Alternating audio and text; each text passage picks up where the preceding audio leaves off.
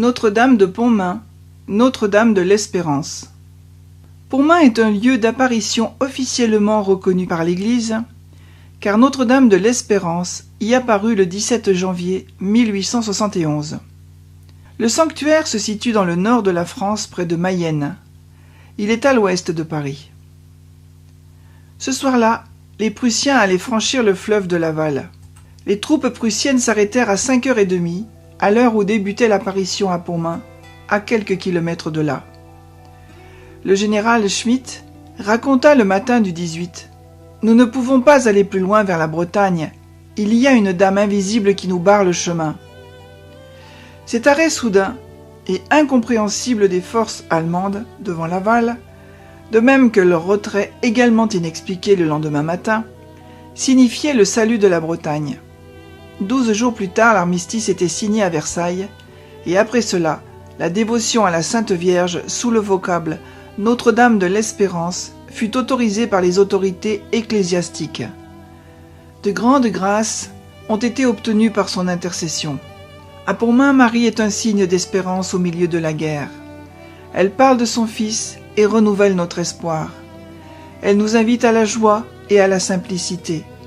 Elle montra aussi comment se rassembler avec tout un village, une paroisse, autour d'elle, pour prier ensemble. Les circonstances de l'apparition de la Dame drapée d'étoiles. 1871, triste temps. La France est au bord de l'abîme. Elle ne parvient plus à stopper les envahisseurs. Les Prussiens campaient aux portes de Laval, à 53 km de là. 38 hommes de Pontmain, cueillis par la levée en masse, étaient partis à la guerre, et parmi eux Auguste, le frère aîné des enfants Barbedette. Le soir du 17 janvier, après la classe, Eugène et Joseph Barbedette rentrèrent à la ferme familiale pour aider leur papa. On vivait assez modestement chez les Barbedette, comme du reste dans le petit bourg de Pontmain. Les terres maigres abondaient d'ajoncs. Broyer les tiges de ces plantes constituait un supplément de fourrage pour les chevaux. Eugène, 12 ans, maniait hardiment le lourd maillet de bois, tandis que Joseph, 10 ans, s'occupait à déposer dans l'auge de pierre les bottes d'ajoncs. Il était environ 17h30, mais déjà la nuit tombait. Eugène, abandonnant son maillet, quitta la grange, histoire d'observer le temps. Il avait neigé depuis le matin, mais maintenant le ciel, totalement dégagé, scintillait d'étoiles. Eugène, machinalement, leva les yeux en face de lui vers la demeure voisine, habitée par Augustin Guidecoq, buraliste, et Adrien Boitelin, sabotier. Alors il crut rêver.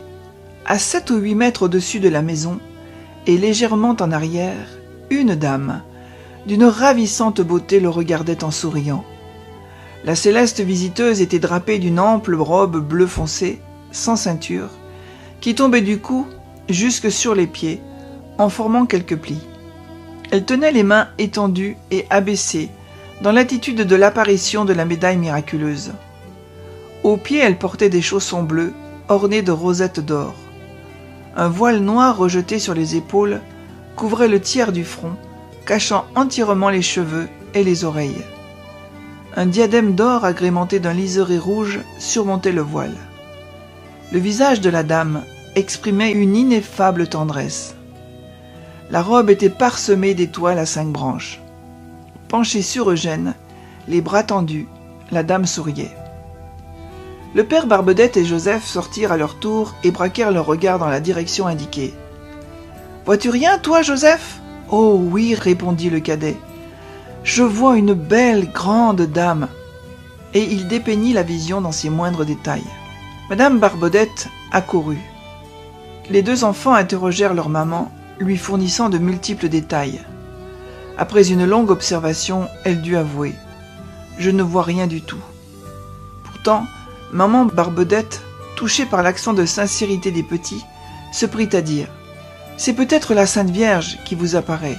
À genoux, récitons 5 paters et 5 ave en son honneur. » Puis, madame Barbedette eut comme une inspiration. « Allons chercher sœur Vitaline. Les sœurs sont meilleures que vous. Si vous voyez, elles verront bien elles aussi. » Empoignant son Eugène, Victoire Barbedette se hâta vers l'école, située un peu à gauche de l'autre côté de la rue.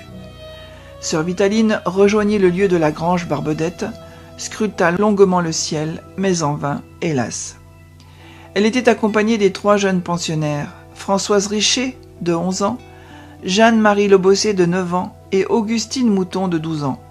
Les fillettes dirent « Je vois quelque chose sur la maison Guy de Coq !» s'exclama soudain Françoise. Jeanne-Marie s'écria à son tour « Oh, la belle dame! Elle porte une robe bleue avec des étoiles d'or. » Augustine ne distingua rien et la voix toute triste. Sœur Marie-Édouard puis le vieil abbé Guérin arrivèrent peu après. Puis ce fut le tour du petit Eugène Fritot, 6 ans et demi, porté par sa grand-mère, qui vit aussitôt la dame et la décrivit dans tous ses étails. Survint la mère Boitelin, épouse du sabetier, sa petite Augustine, 25 mois, dans les bras. Le poupon tendit aussitôt ses menottes vers le ciel, puis il applaudit en bégayant « Le Jésus! Le Jésus !» Maintenant, une 50aine de personnes se tenaient groupées, nez en l'air, autour du vieux curé. « Oh, voilà quelque chose qui se fait !» clamèrent soudain les voyants. Ils expliquèrent à l'abbé Guérin qu'un ovale bleu foncé, large comme la main, venait d'entourer la dame, tandis que 4 bobèches portant une bougie non allumée apparaissaient, fixées à l'intérieur du cerne. Alors une petite croix rouge, haute de 7 à 8 cm, se dessina sur le cœur de la dame. Tous s'agenouillèrent dans un crissement de neige. Sœur Marie-Édouard égrena les premiers ave. Alors la dame souriante se mit à grandir lentement, tandis que se développait aussi le cerne ovale. Des étoiles par centaines se formaient sur la robe de la Vierge, au point que bientôt celle-ci parut presque dorée. Très ému, l'abbé Guérin demanda à sœur Marie-Édouard d'entonner le Magnificat. Au milieu du premier verset, les petits voyants s'écrièrent en chœur « Voilà quelque chose qui se fait !» À cet instant, une grande banderole blanche se déroula sous les pieds de la dame, tandis qu'une main invisible traçait lentement de mystérieuses lettres d'or. À la fin du Magnificat, la banderole d'or portait cette inscription épelée maintes fois par les petits « Mais priez mes enfants !» Le froid glaçait la foule. Si les voyants ne le ressentaient absolument pas, par contre les adultes grelottaient. Le père Barbedette ouvrit à 2 battants le portail de la grange et les gens s'y blottirent frileusement. L'abbé Guérin se tourna vers sœur Marie-Édouard. « Chantons les litanies de la Sainte Vierge et prions-la de manifester sa volonté. » Dès la première invocation, de nouvelles lettres d'or s'inscrivirent sur la banderole. Les litanies achevées, les enfants pouvaient lire « Dieu vous exaucera en peu de temps ». La foule entonna l'Inviolata.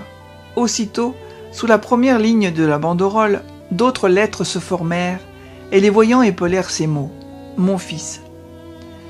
Un frisson parcourut l'assemblée. « C'est bien la Sainte Vierge, c'est elle, plus de doute possible !»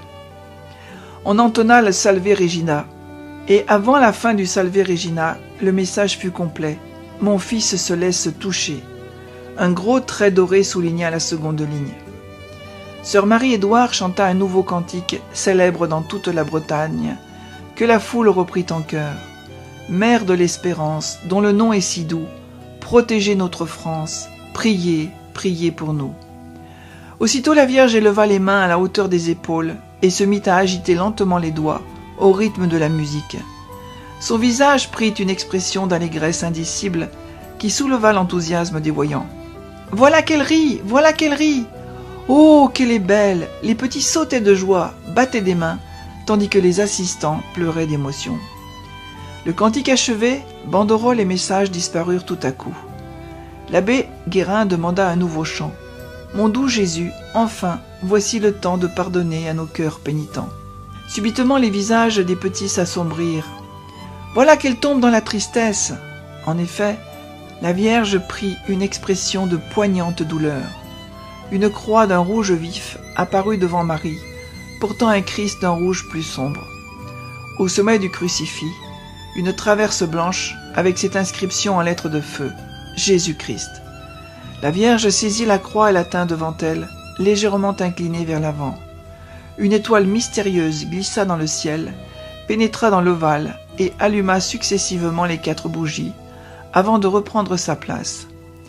Le visage abaissé sur le crucifix sanglant, Marie semblait bénir la foule angoissée. Ses lèvres remuaient, elle suppliait son fils de pardonner au monde pécheur. Sœur Marie-Édouard entonna un dernier cantique, Ave Marie Stella. Aussitôt le crucifix rouge disparut et la Vierge abaissa les mains vers le bas, retrouvant sa pose primitive. 2 petites croix blanches vinrent se fixer sur ses épaules, tandis que Marie retrouvait son sourire, voilé cependant par un reste de tristesse. Il était maintenant environ 9h moins le quart. Sur la proposition du curé Guérin, on commença la prière du soir. Au moment de l'examen de conscience, un grand voile blanc apparut au pied de la Vierge et monta lentement, la dissimulant peu à peu. Seule la couronne resta visible un instant, symbole de sa royauté toute puissante, signe d'espoir pour notre monde. Enfin, vers 9h, tout disparut. « Voyez-vous encore s'enquit l'abbé Guérin ? Non, monsieur le curé, c'est tout fini. » Prions Notre-Dame de l'Espérance. Très douce Vierge Marie, tu as, dans ton apparition à Pontmain, rappelé l'importance de la prière, fortifié en nos cœurs l'espérance et apporté la paix.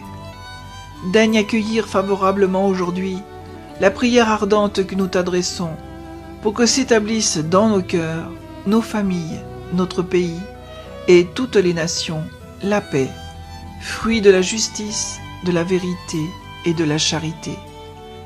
Aide-nous à toujours comprendre les autres et à les aimer profondément en Dieu. Amen. Notre-Dame de Pontmain, priez pour nous. Mère de l'Espérance, priez pour nous. Notre-Dame de la Prière, priez pour nous.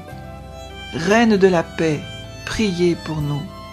Notre-Dame de Pontmain, priez pour nous, pour l'Église et pour la France. Amen.